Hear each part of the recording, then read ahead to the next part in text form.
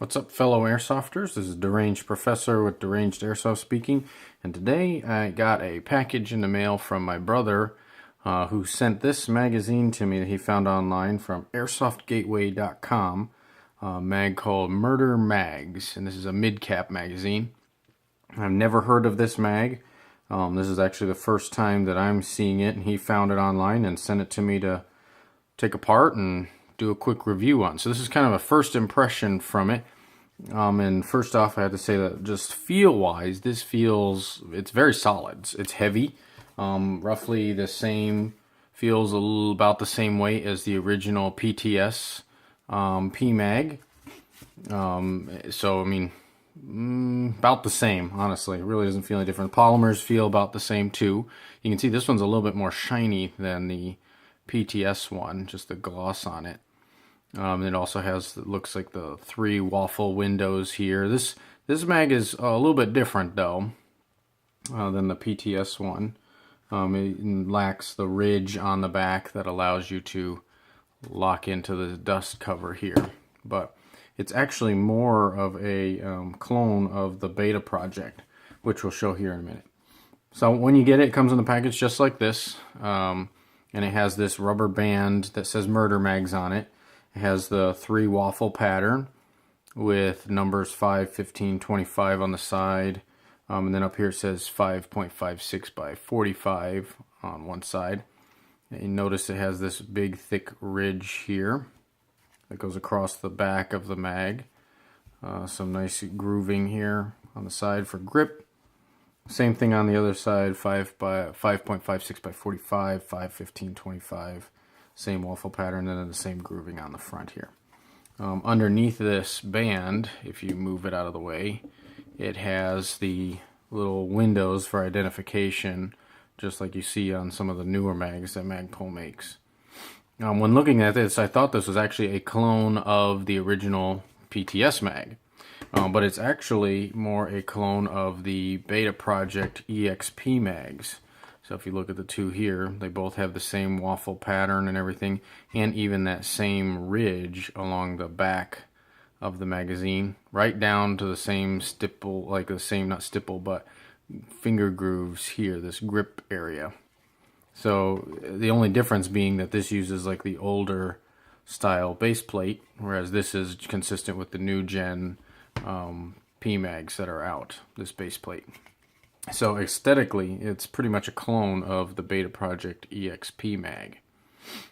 Alright, so looking at disassembly, what's inside of this mag, you can see there, and top looks pretty much the same. Push the piece in, and we're going to see it's a clone of another magazine. So it has the same type of base plate retention piece, or similar design as you see in the Hex mag. It has that same exact style plate on the bottom. Just different shapes, and they are different sizes, but just a copy of that same type of way of holding things in. Also, the magazine internals do not come out once you remove the base plate, and there's no screw at the bottom like in the PTS mags that you would unscrew to get out. This uses a pin just like the Hex mag uses a pin to hold the shell in there. So let me find my punch here. And this pin is in there very solidly. I have to get my hammer here real quick and punch this out.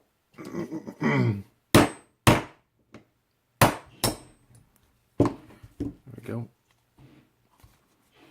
Yeah.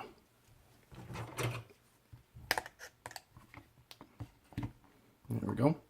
And this pin is a smooth pin. There's no grip on it like on the mag for the Hex mag. This one's just smooth. So there's no like one way that it goes in or out. Once you get that pin out, shell comes out the bottom. You can push it up through the top, but it won't come all the way out. So you go out through the bottom here, and there you have it. 2 halves, just like everything else. and it is very similar to the hex mag internal, except that the hex mag one, the follower ends out here, and the other one is up here. That's because this is a 160 round mag for this murder mag that I have, and this one is a 120 round mag in the hex mag. So a little bit different in mag size. To get the spring and follower out, you just need, you could use that, or you could use a flathead. Flathead in, you just push it down and up, and then it comes out. And the spring strength on this, actually just like feeling it, it's actually got a lot of push to it. It actually feels like a pretty stiff and solid spring. So be interested to see how well these shoot BBs out once I load it up and it becomes daylight. And then it has a two-piece follower, a little bit different of a design to it. Or it's kind of got a little bit of a wedge shape to it with this kind of concave area that cuts across the two. It allows to kind of cup that first BB in there, but with it being smooth and no opening and open on both sides, the BB can slip past on either side.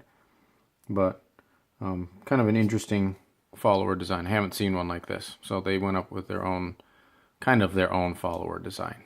Still clone of a bunch of others, but hey, variation on a theme, right? And that's pretty much it, and that's kind of as far as I'm going to break it down right now. Still has that BB retention piece in there and everything. Honestly, it feels like a pretty solid mag. I'll be interested to see how well it feeds. And you can find these on airsoftgateway.com. Looks like most of their inventory is on back order, so I'm kind of surprised that my brother was able to get one and send it to me. So we'll stay tuned. I'll load it up with some BBs here, and we'll do a mag dump and just see how well they all shoot out, and if they shoot out as well as compared to other mags like the kind of a clone EXP or the clone, or this what's it called, hex mag, and then compare it also to our beta project mags. Oh yes, and I forgot, if you have the shell in with the base plate on there, you can use the Gen 2 Ranger poles. It will fit, it will lock into place. However, when you put it on, the piece, there will be like a little gap there. You see that gap? It won't fill that entire spot because it's not exactly the same length. Also, when it goes onto the actual thing, it doesn't slide all the way back. As you can see there, there's this little gap.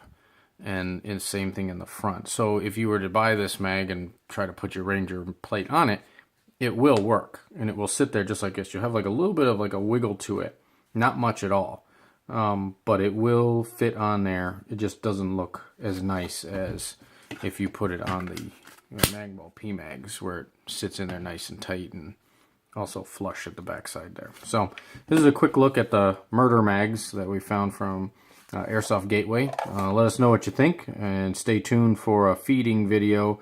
We'll see how well this thing shoots BBs out when just released in comparison to other mags. Let me know what you think. Check us out on Facebook or Instagram, Deranged Airsoft, and also stay tuned to our Deranged Airsoft store on Shapeway's Deranged Designs for new and upcoming products that we have. So leave a like, subscribe, and we'll see you guys out on the Airsoft field.